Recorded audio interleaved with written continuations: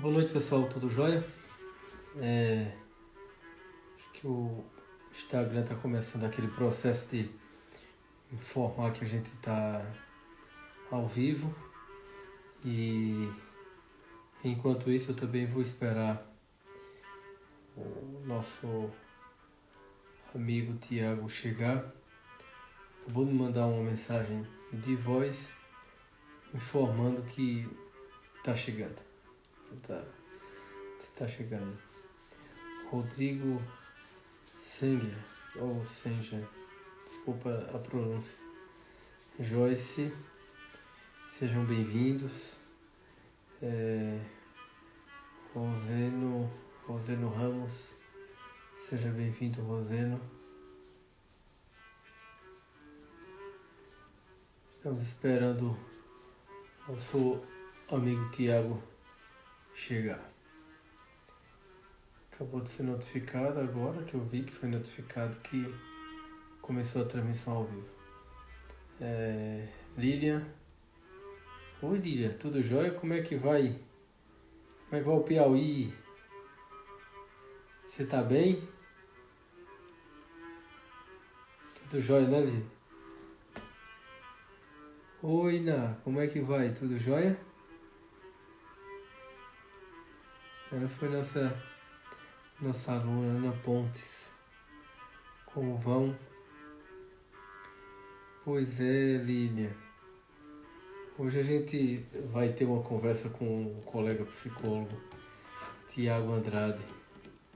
Vai falar um pouco sobre como a maturidade pode contribuir, pode ajudar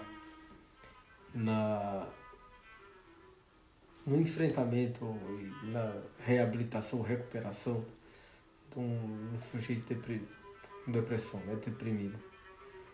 Essa é uma conversa boa. Larissa acabou de chegar também, sejam bem-vindas. Suzane. Que bom que vocês estão por aqui. Lília do Canto do Buriti. É canto ou cantinho do Buriti, Lília? Que eu tô esquecido agora. Oi, Matheus, tudo jóia?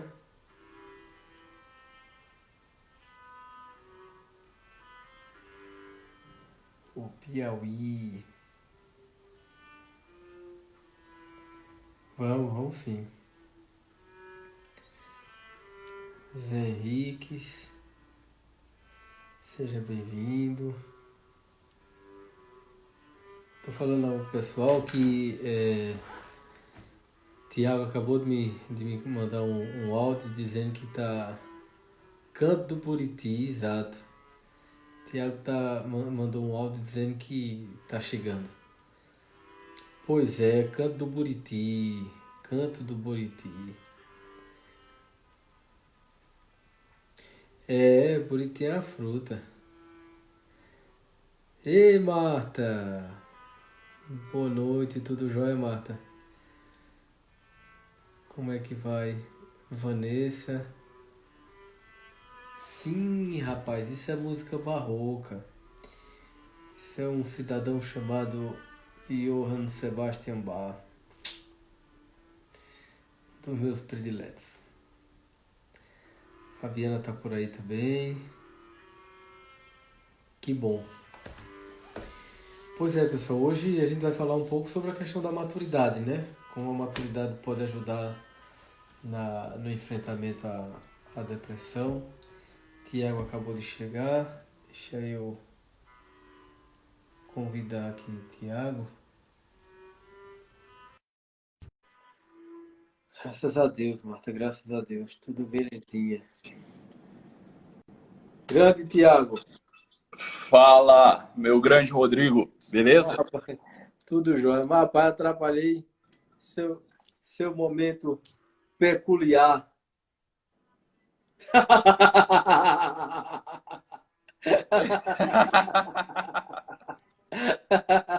Foi mal, pô. Eu pedi pra Yasmin entrar em contato contigo.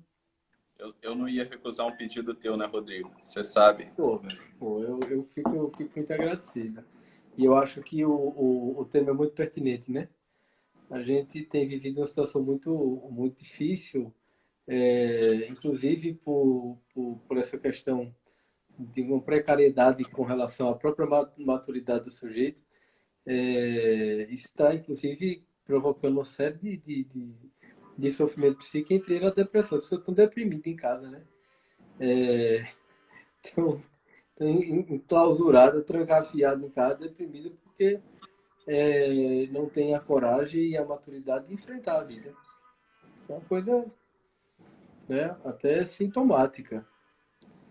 Quer dizer, você deixa de viver para se deprimir em casa. De vez em quando eu ouço aqueles vídeos do Passando Ferro, né? Eu acho muito interessante. Aí a de hoje, no final, né, colocou até aquela célebre frase do Chaves, né, do Shakespeare. Eu prefiro morrer do que perder a vida. Eu prefiro morrer do que perder a vida. Aí fica ecoando, né? E as pessoas estão perdendo de viver, estão deprimindo, porque a característica principal da depressão é exatamente deixar de viver, porque estão com medo de morrer. Morre duas vezes.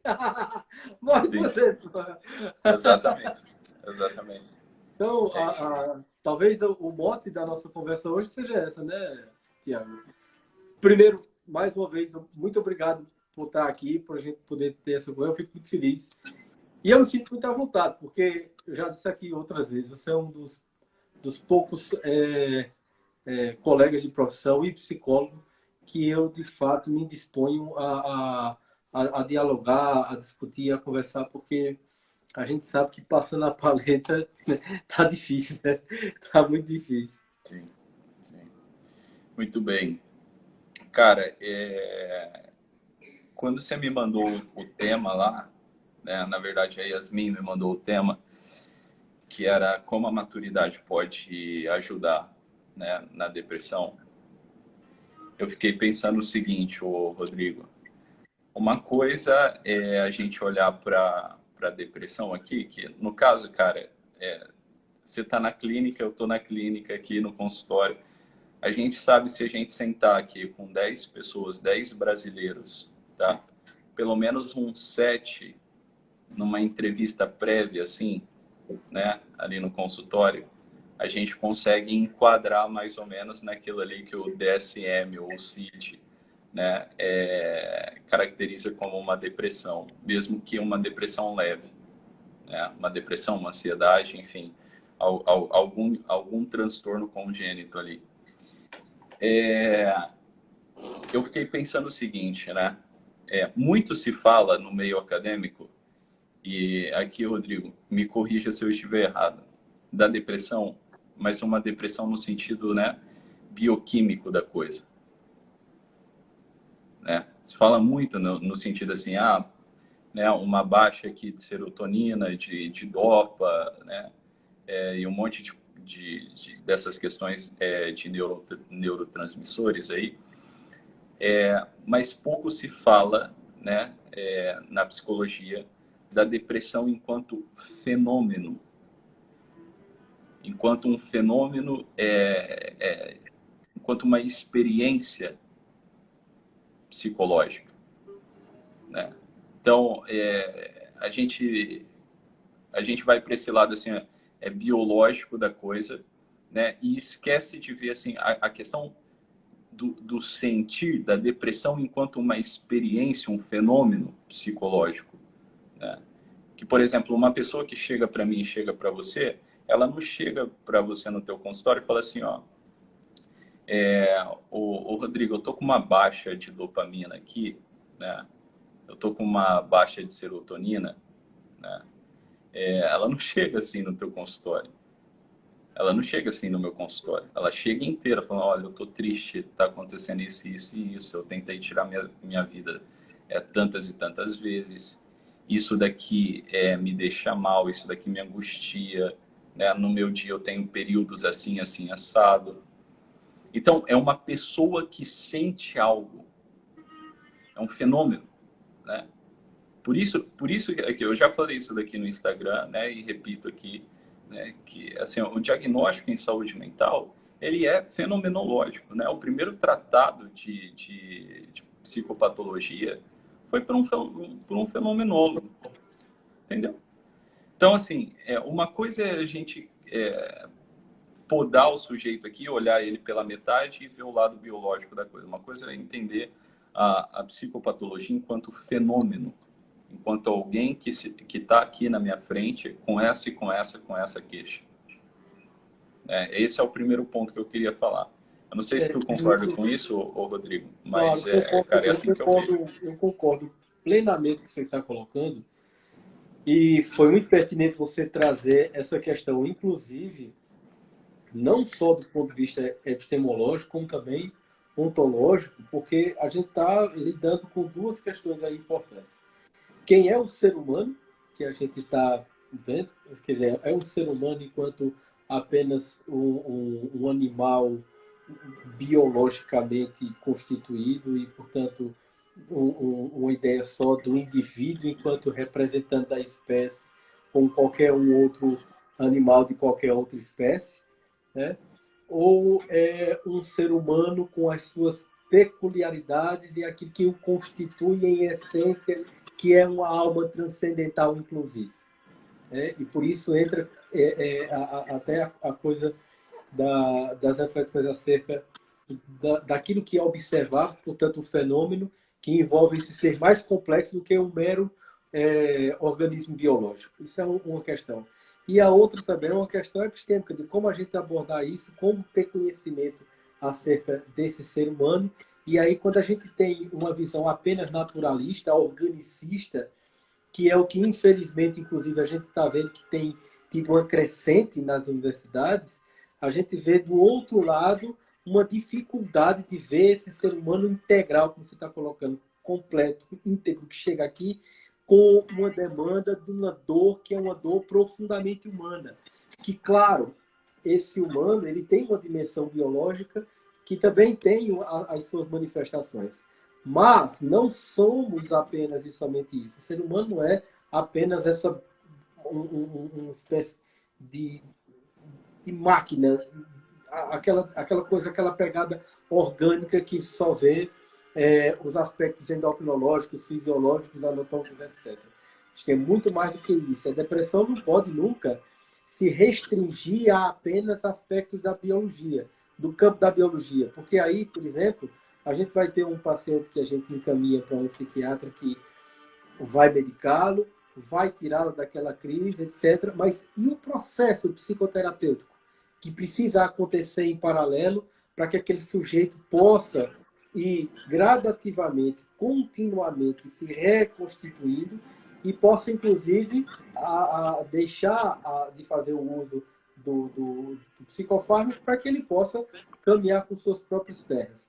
Para que isso aconteça, é necessário que haja um trabalho com esse ser humano integral e que possa levantá-lo desse contexto. Muito, muito pertinente essas colocações introdutórias. Sim, cara. Pois é, ó. Eu disse isso, né, no curso presencial que eu dei lá em Presidente Prudente, que foi o seguinte: uma determinada hora do curso lá, eu falei, olha, é muito difícil, é praticamente raro, né? Vocês não vão me ver dando diagnóstico para paciente também. Assim, ó, tu tem depressão, tu tá com transtorno afetivo bipolar, você tem toque. Por quê? Porque as pessoas que estão de fora, né, elas não entendem direito o que significa tudo isso, né? E aí você vem com estereótipo, assim, né? Então, para um paciente depressivo, uma pessoa que está com uma certa angústia, alguma coisa, né?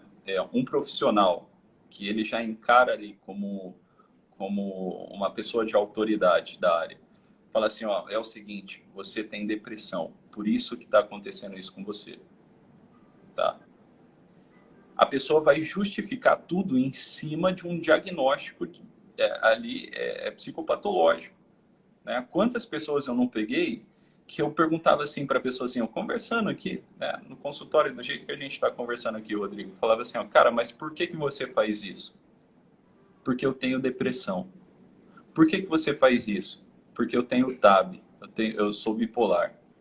Eu disse assim, ó, agora você me explica o que é depressão e o que é a bipolaridade.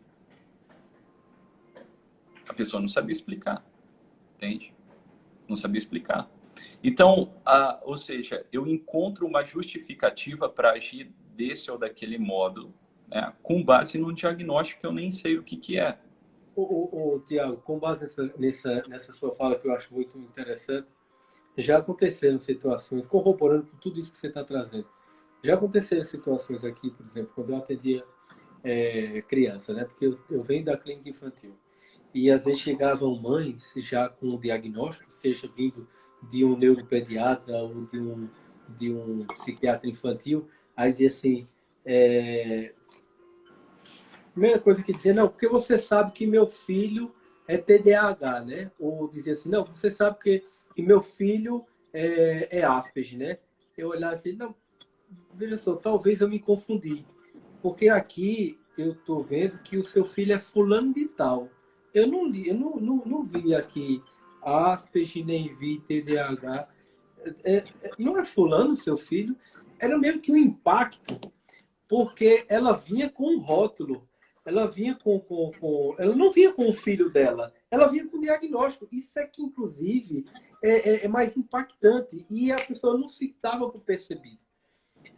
Tinha que receber um impacto dessa natureza para dizer assim, poxa, é verdade, quer dizer, o seu filho é muito mais do que um diagnóstico, e por que limitá-lo, circunscrever a coisa do Exato. diagnóstico, que é inclusive um primeiro passo para justificar todos os problemas que possam surgir, que é próprio dos dilemas profundos do sujeito, por conta do rótulo de qualquer que seja o diagnóstico. E a coisa da depressão não deixa de ser mais um rótulo que tem essa finalidade. Ô, Rodrigo, você entrou num ponto interessante, cara, porque é o seguinte, se a gente entra, tá, nesse campo naturalista aqui, né, empirista da psicologia, é claro que a gente vai olhar pro sujeito aqui, né, estereotipado. Por quê? Porque a gente sabe das limitações da matéria. Simples assim, cara. Né? A gente sabe que se a gente olha materialmente para uma pessoa, a gente vê uma coisa. Agora, se a gente entende aqui, né, que por trás aqui da aparência, né, por trás da matéria, por trás daquilo que eu estou vendo, existe aqui uma dimensão, né, noética, existe uma dimensão espiritual, né, que na verdade é o que ela é de fato, né? A gente vê que existem possibilidades muito grandes, né, de uma pessoa se curar. Sim. Por que a maioria das pessoas, né, hoje, profissionais da área da saúde mental, olham para a pessoa e falam assim, olha, depressão não tem cura, ansiedade não tem cura, transtorno tal não tem cura, né? Olha, não tem, porque a tua visão para o ser humano, ela é limitadíssima, é uma visão materialista. Materialista. Não tem aquele caso lá, não sei se você viu, Rodrigo, isso é interessantíssimo, tá? Depois, para quem quiser, eu posso dar os detalhes aqui. Do professor Martim Etchevarria, né? Ele testemunhou um caso de esquizofrenia. O cara se curou da esquizofrenia lendo São Tomás de Aquino. Isso. O cara se curou da esquizofrenia lendo São Tomás de Aquino. Ninguém consegue explicar essa porra.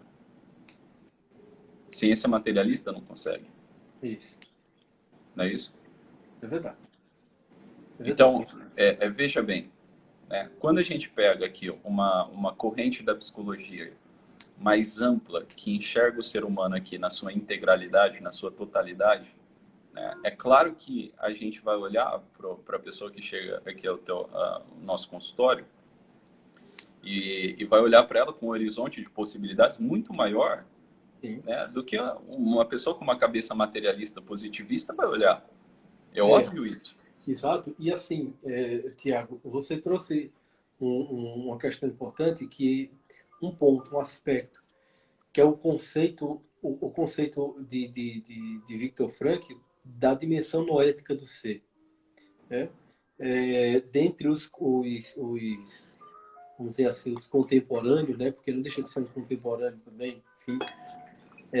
Mas o que até recentemente estava produzindo bem, tem uma produção muito profunda, que foi o professor e psicólogo Viktor Frankl. Ele dizia categoricamente que a única dimensão humana que era impossível de ser tocada pelo adoecimento psíquico era a dimensão noética. E de lá era que poderia a potência de retomada, de reorganização psíquica do sujeito vinha dessa dimensão noética. Era como se fosse uma espécie de relicário da saúde psíquica, da saúde mental. Tá lá. É essa dimensão que pode ser trabalhada, ativada e o sujeito retomar. Sim, Mas cara. essa perspectiva somente pode ser possível se você tem essa compreensão de um ser humano mais profundo e amplo, e que transcende a sua própria condição material. E para isso entra, de fato, aquilo que a gente colocou até no próprio título, da importância de um sujeito maduro, de um amadurecimento, para que ele possa compreender que ele é muito mais do que os limites da sua condição puramente animal, puramente orgânica de ser humano. Pronto, cara. É isso. É isso. Aqui entra a questão da personalidade madura. Porque o que é a personalidade madura, tá? Vamos lá. Eu acho que aqui tem um monte de gente, né, que nos acompanha aqui, que em algum momento da vida pode ter passado, né, por isso, né? Veja bem, por depressão, etc. O que é a personalidade madura? Eu me lembro como se fosse hoje, né, naquele curso de psicologia do Olavo, que o Olavo fala assim, ó, o sujeito imaturo é o sujeito fraco. Fraco em que sentido? Né? Um ego impotente. Impotente por quê? Porque a personalidade da pessoa, o ego dela, não é construído a partir da orientação da verdade, da realidade, mas nas fantasias. Ou seja, aqui entra também, né, toda a influência ideológica na cultura. Uma cultura formada por ideologias assim baratas, né, igual a que a gente vê aqui no Brasil, Paulo Freire, marxismo e o caralho a quatro, vai produzir sujeitos fracos. Por quê? Porque o teu eu, o teu ego, né, o teu eu, ele vai estar sempre impotente diante da realidade, porque a realidade para você, ela é ameaçadora sempre. É uma coisa assim, ó, que tem que ser barrada o tempo todo. Você não tem uma aceitação do real. Você não tem uma adequação ao real. Não, é o real que tem que se adequar a você. E muitos casos de depressão que a gente encontra no consultório, nada mais, nada menos, é isso aqui. É a revolta, né? A revolta contra o fluxo, né? Dos acontecimentos aqui, da realidade. Meu irmão morreu, né? Meu filho morreu, minha mãe morreu, né? Tal pessoa está doente, né? Uma pessoa aqui que eu amo está doente, etc. Está à beira da morte. Ok, mas o teu eu, ele tem uma capacidade, né? Transcendente de superar tudo isso. É óbvio isso. É óbvio. Tá entendendo? A gente foi feito para durar. Você tá entendendo? A gente não foi feito para ficar abaixo das circunstâncias. Não é isso que agora tá todo mundo falando isso daí, né? Não é isso que o Ortega fala lá, o Rodrigo? O destino do homem é a reabsorção da circunstância. Em que sentido? Né? Absorver e integrar. Né? De modo que o teu eu, né, absorva que as circunstâncias, né, os perrengues da vida, e ele se amplie de que modo? Se amplie a tal ponto de se assemelhar com o eu com E maiúsculo, com o eu sou. Não é isso? Exatamente. E assim, quando a gente vai na psicanálise unicotiana, a gente vê isso de forma muito clara, quando ele fala que a maturidade psíquica depende fundamentalmente da capacidade do sujeito de saber e poder integrar-se. Integrar-se a si mesmo e integrar-se à realidade, ao ambiente e à realidade. E fazer uma integração entre realidade interna e realidade externa. Ele não pode ser fragmentado. Até porque se ele se fragmentar e se ele não conseguir viver essa experiência de integridade, ele vai produzir um chamado falso self, que será necessariamente reativo, e isso vai ser um ponto fundamental para o sofrimento psíquico dele, inclusive a depressão. E assim, é importante porque você vai trazendo os termos, e a gente infelizmente vive uma época em que, é como o professor Olavo coloca mesmo, as palavras elas não são usadas pelo sentido delas real em si, mas sim pelos efeitos emocionais que ela produz, e por isso parece que muitas vezes a gente tem que se sentir meio que na necessidade de didaticamente colocar para as pessoas o que cada uma dessas palavras significam. Porque, por exemplo, quando você fala da questão do que o sujeito se revolta contra a vida, é uma revolta mesmo. Ele volta-se de forma reativa àquele fluxo que a vida o coloca, que é o que é natural. Você falando, eu sempre lembro de quando Sêneca escrevia cartas para o amigo Lúcio, e em uma das cartas, Lúcio está chorando muito. Tipo assim, ele está há semanas chorando a morte do filho. Quer dizer, é uma morte extremamente traumática. A morte do filho é uma coisa assim, dilaceradora, é uma dor sem tamanho. Mas Sêneca disse, poxa, Lúcio, tu tá há quantos dias chorando? Para com isso, para com isso, pô. Quem tá, mais ou menos assim, quem tá vivo morre. É da vida morrer. Então, quanto mais você se desgasta, quanto mais você chora por algo que é próprio da vida, mais você vai ficar, isso que você colocou, você vai ficar submetido à vida. Você não submete à vida, você fica submetido, e fica submetido às intempéries da vida. Pelo fato de Sêneca ser um dos maiores estoicistas, então a pegada do estoicismo mesmo é de ter da plenitude, da tranquilidade da alma, uma alma tranquila, perene, etc. Então, para que você alcance essa tranquilidade estoica, essa alma tranquila, você precisa ficar acima das intempéries da vida. Então, o sujeito se revoltar contra o que é inexorável, o que é da própria vida, o que é que vai acontecer com ele? Ele vai morrer. Aí volta aquela frase shakespeariana, é melhor morrer do que perder a vida. Exato. Quer dizer, eu não vou perder de viver por medo de morrer, por exemplo, né? Que é o que muita gente está correndo aí. Eu não está com medo de morrer por causa do coronavírus. Tal. Veja, a quantidade de pessoas que ou aprofundaram seu sofrimento psíquico, ou mesmo entraram em sofrimento psíquico em função do medo, né? De uma sociedade que vive hoje aprisionada e submetida a esse medo e a essa histeria coletiva. Então, assim, é muito importante isso que você traz, a questão de relutar contra a vida, a necessidade de um sujeito íntegro, e outra coisa, a fragilidade. Né? O sujeito que ele está fragilizado por essa incompreensão e por essa incapacidade, porque, de certa forma, ele está incapacitado ao exercício da vida. Sim. Por isso que ele está morrendo. É uma forma de morrer, é um transtorno, é uma doença grave, porque você está morrendo daquilo ali. E outra coisa, depressão mata, todo mundo sabe disso. Depressão mata porque é a própria morte.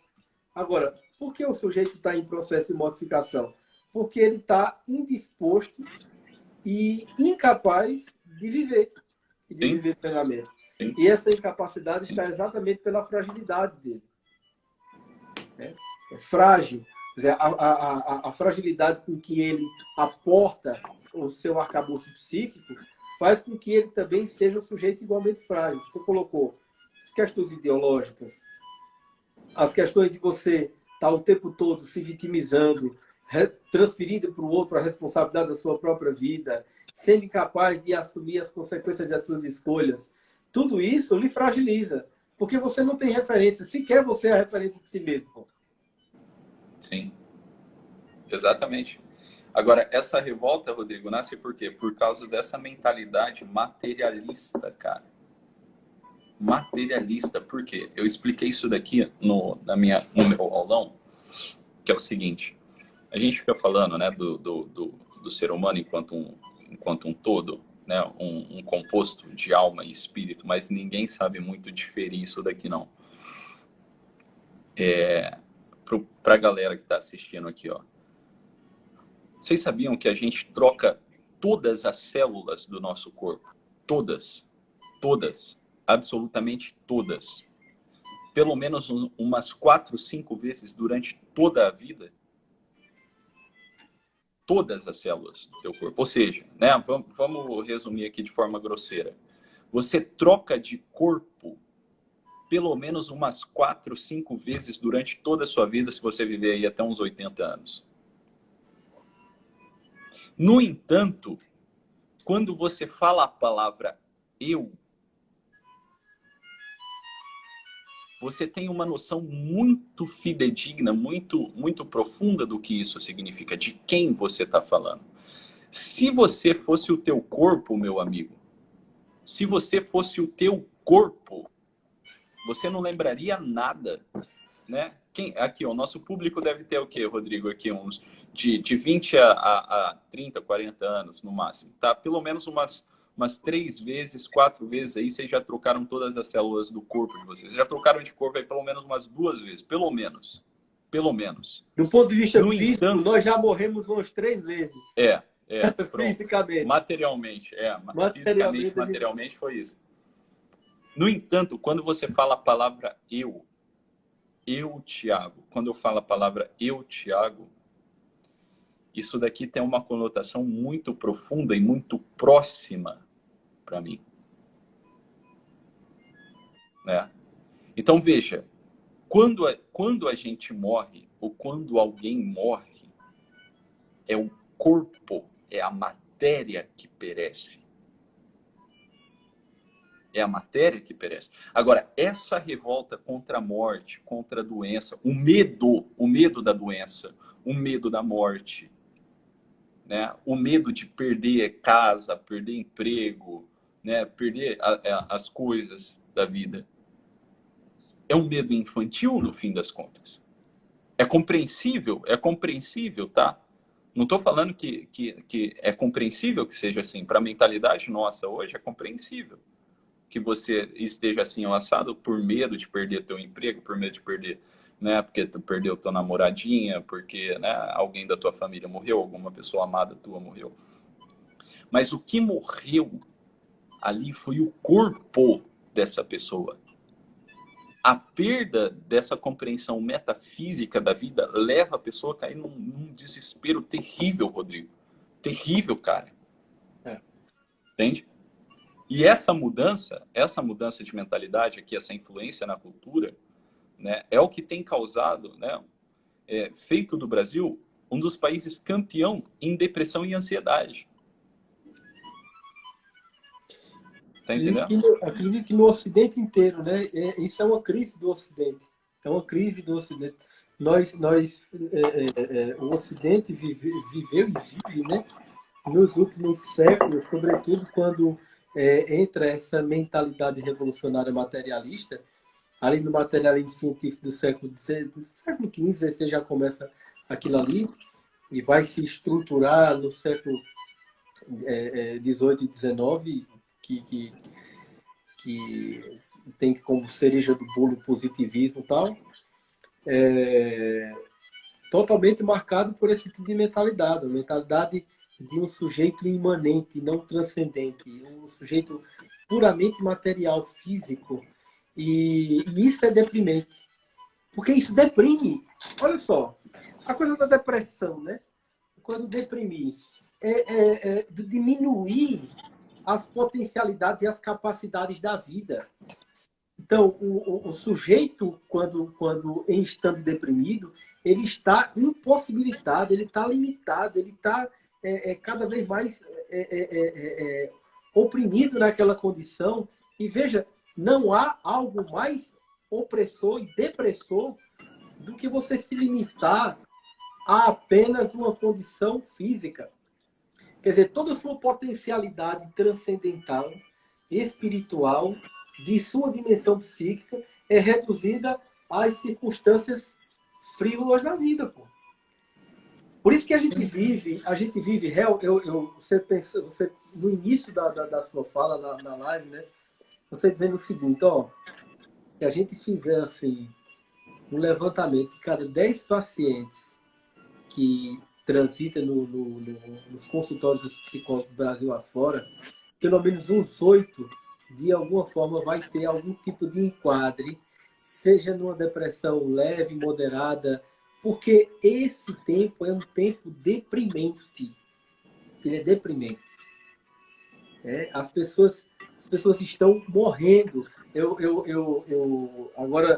agora lembrei de uma passagem lá do Apocalipse, né? Que chegaria um tempo em que os homens diziam: montes caiam sobre nós. Quer dizer, aquele, vamos dizer assim, aquele desejo de usando uma perspectiva psicanalítica freudiana, aquela pulsão de morte, de autodestruição, quer dizer, de autodestruir-se. É muito próximo ao momento que a gente está vivendo nos dias de hoje. Exatamente. Agora, exemplo, qual que é o maior causador de neurose? Qual que é o maior causador da neurose? Essa falta de adequação ao mundo real. Essa falta de adequação ao mundo real. É o enfraquecimento do ego, o enfraquecimento do eu.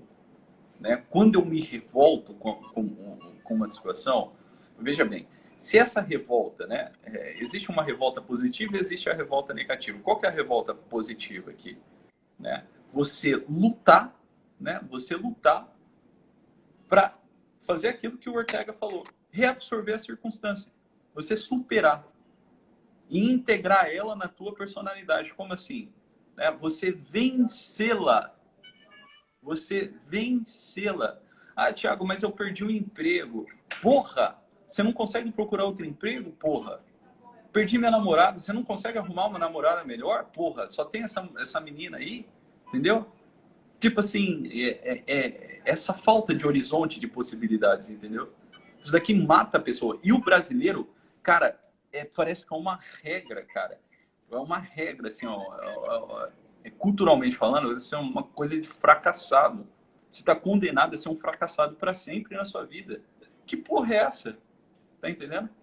Por que você não pode, sei lá, cara, meter a cara e empreender, ganhar o teu dinheiro, tá entendendo? Arrumar uma namorada melhor, um namorado melhor, entendeu?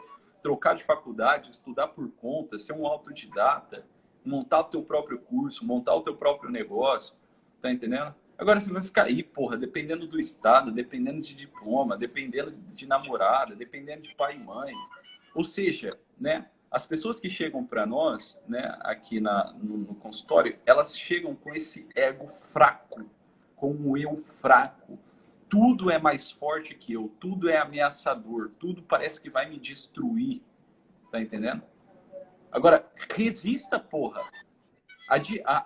Muito do que a gente fala aqui no consultório, ô Rodrigo, nada mais, nada menos do que uma disciplina ascética, entendeu? Você tornar um sujeito forte. Forte como? Através do exercício ascético, porra. Porra, faz um jejum, tá entendendo? Vai trabalha abnegadamente, né? Aceita a realidade como ela é. O que a ascese faz? Né? A ascese é um tipo de exercício, né, psicológico e espiritual, para que você aguente a porrada da vida, tá entendendo? E isso daqui é tradição bimilenar, isso daqui não é psicologia de 100 anos atrás, não, você tá entendendo? Isso daqui, o Ocidente nasceu disso daqui. Isso daqui é um dos pilares do Ocidente, a vida ascética, né? O exercício interior, o exercício espiritual, a religião. Olha só, acho que foi uma atriz, a atriz global, se eu não me engano, tá? Eu posso estar errado, mas eu acho que foi a Heloísa Périssé, que teve um episódio, né, de um câncer. E eu lembro como se fosse hoje, né? Eu estava saindo pela sala assim de casa e os meus pais estavam assistindo lá, né, o Fantástico. E eu lembro só de uma fala dela. Ela falando assim, ó, o que me curou, olha só, o que me curou desse câncer, o que me deu força desse câncer, foi a fé que eu tive em Deus. A própria pessoa que passou por essa situação, né, declarou ali, né, a boca dela declarou, foi a fé que eu tive em Deus. O que é essa fé? O que é isso que ela está falando? De uma confiança, né, de você abrir o teu coração para a realidade, confiar no autor da realidade, nessa suma inteligência que controla tudo, que tem tudo nas mãos.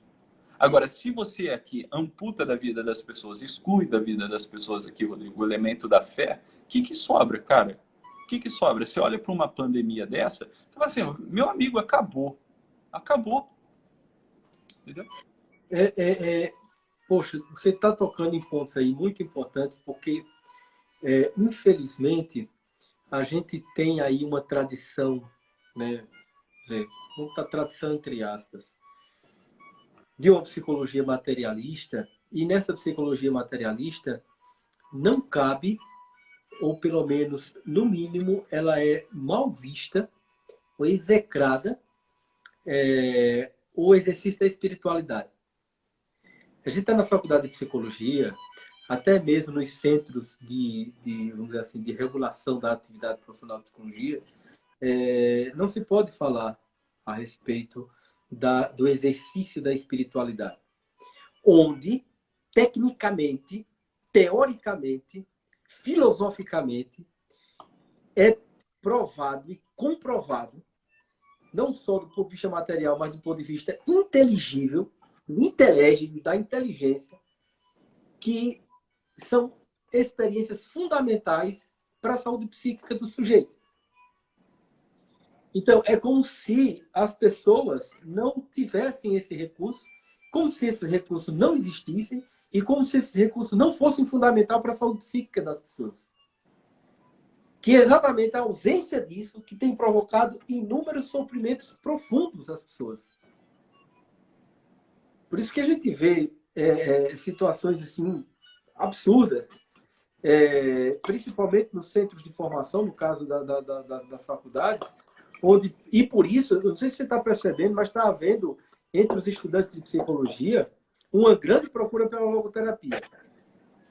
Porque a logoterapia é a única área da psicologia que consegue trazer para o meio acadêmico a possibilidade de se refletir sobre a questão da religiosidade, da espiritualidade. E isso as pessoas sabem intuitivamente, elas sabem o quanto isso é importante e elas estão começando a ir atrás. Tanto aqueles que estão estudando, quanto aqueles que são pacientes e que estão procurando dizer, peraí, tem uma coisa mais profunda. Há uma dor, há um sofrimento mais íntimo e mais profundo que eu tenho que abordar e tratar disso. Né? E que, claro, isso vai de encontro, né, de uma série de perspectivas teóricas materialistas, antirreligiosas, inclusive, e que essa perspectiva é a perspectiva que tomou conta dos espaços de psicologia na última década, né? Inclusive tentando suplantar toda uma produção, todo um arcabouço intelectual de milênios de psicologia, porque a psicologia não nasce com o professor Wilhelm Wundt. Não nasce ali na Alemanha, em 1879, no laboratório de psicologia experimental. A psicologia não era ali. Psicologia é pré-socrática. A psicologia se aprofunda e estruturalmente se desenvolve em Platão e Aristóteles, que depois os dois grandes monstros da intelectualidade ocidental, que foi Santo Agostinho e Santo Tomás de Aquino, fazem toda uma digressão em perspectivas distintas, né? um idealista, outro realista, mas ambos indo no mesmo sentido, enquanto de como a psicologia necessita, é fundamental que a alma e que o espírito seja trabalhado, porque o fundamental da psicologia é isso. Sim. E, de repente, você encontra uma massa de pessoas psicologicamente doentes, e aí se pergunta por quê. Vai procurar como é que está o exercício da espiritualidade dela, os exercícios psicológicos mais profundos, o exercício das virtudes, como é que está? Está completamente dilacerado. Por quê? Porque esse tempo e o tempo do materialismo dilacerou todos esses valores e essas perspectivas. Exatamente, cara. Exatamente. É o que eu coloquei lá no meu Instagram. Né? Que desceram o pau em mim, um monte de gente foi embora. E é bom que tenha ido mesmo, porque é só nego fuleira mesmo, né? Que tá para sugar e não quer entender como a coisa funciona. Então o negócio é o seguinte, cara. Qual que é o objeto da psicologia? Isso daqui a gente aprende no primeiro ano de faculdade, tá? Qual que é o objeto da psicologia? O objeto de estudo da psicologia. A pessoa humana, a alma humana. A alma humana, a psique. A alma humana. É alma, psique, exatamente. É alma, com tudo que ela traz, com toda a experiência que ela traz na realidade, de sofrimento, de alegria, de angústia, de falta, etc., de não adequação, de adequação, né? A psicologia, ela vai desde assim, ó, desde o cume do amadurecimento, que é a santidade, que é a mística, né? Até o fundo do poço, que é o sujeito que está sofrendo ali, que está na merda, entendeu? Que não entendeu nada da vida ainda. Né? A psicologia, ela faz essa trajetória aqui, cara, que é sensacional, né? Que ela é essa disciplina, né, que contempla aqui o pobrezinho ali, né, a pessoa miserável de alma, até a alma dos santos aqui, né? Por que existem pessoas tão diferentes e qual é a relação entre elas, né? De uma personalidade para outra. Agora, veja bem, né? Um psicólogo a favor do aborto, que porra é essa? Você tá entendendo? Você tá matando, você tá sendo a favor, tá entendendo? Do homicídio do teu próprio objeto de estudo, do teu próprio objeto de que você vai terapêutico, porra. Como é que é isso, cara? Como é que entende isso? Olha só, Tiago. Quando a gente trabalha com psicologia infantil e a gente vai fazer, olha só, quando a gente vai fazer a anamnese do atendimento de uma criança, uma das primeiras perguntas, e não só uma das primeiras, o primeiro conjunto de perguntas a respeito daquela criança é: como foi a gravidez dessa criança? Tu tá entendendo? Olha só, presta atenção. Eu tenho que respirar fundo para ver assim, aonde... Agora é hora de colocar a peixeira no sovaco, meu amigo.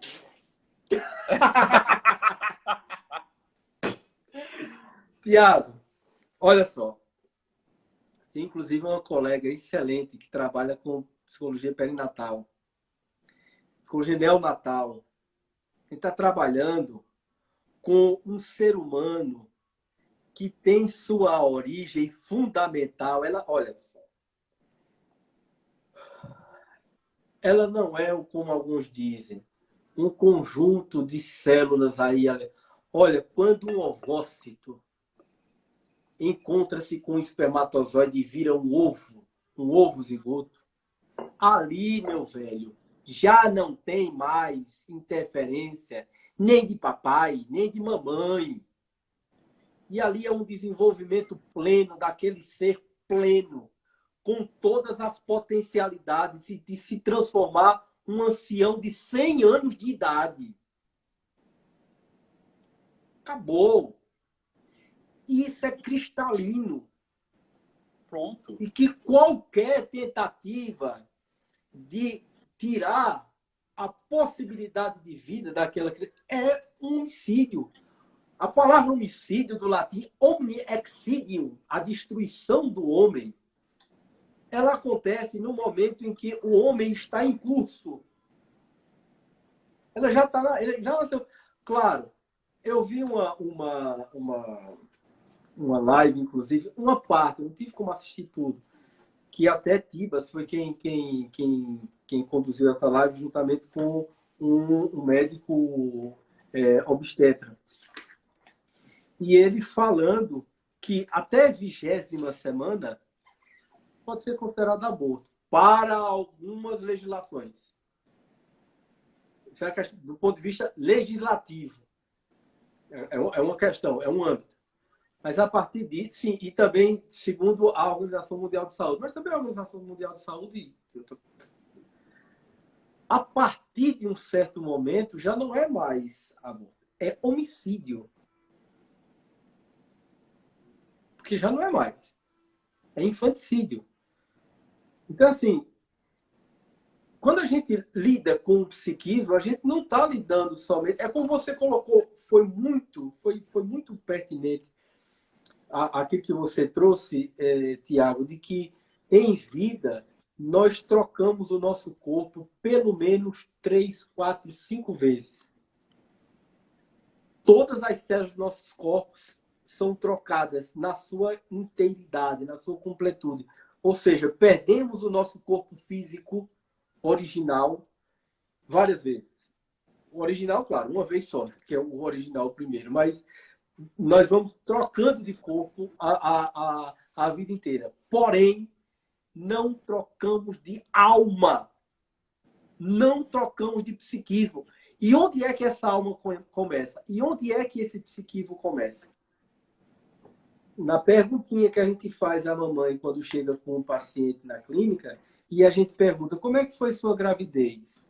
É porque ali, enquanto você estava grávida, tinha uma criança ali dentro e que estava em pleno desenvolvimento psíquico. E certamente não era só um bolo de carne, como se diz, um amontoado de célula. Ali você já tem os primeiros registros e as primeiras percepções, sensações. Uma das sensações mais importantes que nós temos é a auditiva. Lá para os 3, 4 meses de vida intrauterina, você já escuta. Você já tem a sensação auditiva em desenvolvimento. A experiência táctil, que é o que o Winnicott chama de experiência de holding, quer dizer, quando você é abraçado ali no colo da mãe, etc., e que você se sente aconchegado e relaxado, é porque você já viveu essa experiência lá dentro, intrauterina. É um absurdo quando você tem pessoas que tratam um bebê como se fosse um nada. Ô, Rodrigo, vou falar uma coisa aqui, cara, que eu acho que tu concorda comigo. Olha só, essas pessoas aí, essa cambada de psicólogo, né, chula, vocês são ruins, entendeu? Vocês não entenderam nada do que é a alma humana, a psicologia, a natureza humana, vocês não entenderam. A única justificativa, tá, para um psicólogo ser a favor do aborto é o seguinte: você não tem instrumentos terapêuticos, epistemológicos para ajudar essa pessoa, tanto a mãe quanto a criança. E por não ter instrumentos para ajudar, você prefere matar. Por quê? Porque elas declaram o teu fracasso.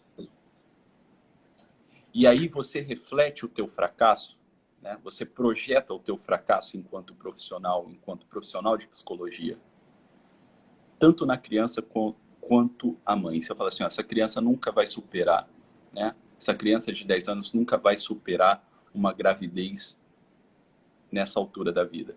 Essa criança nunca vai superar ter sido, né, fruto de um estupro. Você está olhando para a humana, você está olhando para a pessoa humana e está falando assim, porque eu não posso te ajudar a compreender a realidade. E ainda mais, e você é incapaz. Uhum. Ele projeta a própria incapacidade projeta na pessoa, no outro. Projeta a incapacidade na pessoa, que é dele. A incapacidade que ele tem. O que eu coloquei aqui no meu Instagram? Eu falei o seguinte, tá? Vocês me coloquem essa menina na minha mão. Em 3 anos, com uma equipe multidisciplinar que eu escolher, em 3 anos, se ela não tiver evolução clínica, terapêutica, né? Se ela não tiver nenhuma evolução clínica, eu paro de atender. Eu paro com esse negócio de psicologia, de consultório, eu largo todos os meus pacientes, encaminho todo mundo e paro de atender. Por quê? Porque eu sei o que essa menina pode ser. Eu sei onde ela pode chegar. Tá entendendo? Agora, se eu olho para ela e falo assim, você é uma coitadinha, você não é capaz de gerar uma vida, você não é capaz de superar um trauma, você não é capaz de superar um estupro, você não é capaz de ser fruto de um estupro, você não é capaz de guiar a tua própria vida com autonomia, né? Você não é capaz de ser um sujeito autônomo, de ser uma pessoa íntegra, um santo, você não é capaz. O que eu estou fazendo? Eu estou limitando a pessoa. E eu estou limitando a pessoa por quê? Por projeção, porra. Por projeção. Você está entendendo? É isso que está acontecendo. Que é aquela coisa bem do sofismo, dos sofistas, do próprio Protágoras, né? Medir as pessoas com a própria régua. Com a própria régua, porra. Uma pessoa não veio aqui, Rodrigo, no meu Instagram aqui, nos comentários, assim, eu só estou esperando a hora do conselho te notificar aí, você perdeu o teu CRP e ficar chorando depois pedindo desculpa. Olha bem pra minha cara, porra. Você tá entendendo? O pessoal, eles têm uma noção muito errada das coisas, você tá entendendo? Uma noção muito errada das coisas. O dia que eu depender do CRP, do CFP, né, para ser quem eu sou, né, por favor, joga pá de cal em cima, porque acabou, Thiago. Acabou a clínica, entendeu? Acabou aqui a minha função enquanto psicólogo. Porra! Você tá entendendo? Agora, esses psicólogos aí, pé de chinelo, você está entendendo? Que deveria estar estudando para saber o que é a psicologia humana, né? As capacidades, as potencialidades do ser humano, né? O que eles fazem? Eles projetam a incapacidade deles, né? A mediocridade deles nos outros. E eu te diria, eu completaria o que você está dizendo com o seguinte raciocínio. É impressionante que quando a gente vai realmente procurar as pessoas que são engajadas politicamente, porque isso é um engajamento político ideológico. São pessoas que realmente, do ponto de vista intelectual da psicologia, são muito fracos. São fraquíssimos intelectualmente falando. São fraquíssimos. Não sustenta 15 minutos de debate, de conteúdo. E assim, é claro que esse movimento que acontece na academia é um movimento que não é filosófico, não é científico, não é técnico. Nada. Não é nada. Não tem técnica, não tem metodologia, não tem ciência, não tem filosofia. Tem militância. Militância política ideológica. E isso acaba, inclusive, ou pelo menos não inviabiliza, porque eles são muito pequenos em relação a tudo isso que a gente citou. A filosofia, ao conhecimento, etc. Mas enche o saco, velho. Enche o saco. Meu irmão, olha... Falta 1 minuto e 45 para encerrar essa daqui. A gente fecha e abre outra. Não vou atrapalhar mais tudo, mas termina teu raciocínio. Olha só. Se você sentar com um conselheiro, tá? CRP, CFP, se a gente sentar e fazer um debate, porra, esses caras ficam no chinelo, sabe? Porque vocês não entendem porra nenhuma de psicologia. Porra nenhuma. Vocês são uns fracassados, entendeu? Vocês dependem da porra do nosso dinheiro, você tá entendendo? Vocês dependem daqueles míseros R$500 que a gente paga por mês para vocês. É isso. Pra quê? Pra ficar enchendo o nosso saco, porra. Pra ficar enchendo o nosso saco. Você tá entendendo? Agora, senhor, os dias dessa perseguição que vocês fazem contra as pessoas que estão realmente ajudando outras pessoas, estão contados, seus filhos da puta. Estão contados. Tá entendendo? Estão contados. Porque é o seguinte, né? Faca, peixeira no sovaco. É ferro na queixada. Não é isso? Ferro na tábua do queixo. Ferro na tábua do queixo. Porque é o seguinte, cara. O que deve guiar a ciência verdadeira, né, no sentido verdadeiro que a palavra ciência tem, é uma coisa, a verdade. A verdade. A verdade. A verdade. A Exatamente. verdade. E existe um porém aqui, existe um abismo entre nós aqui que estamos fazendo o nosso trabalho e vocês que são ideólogos.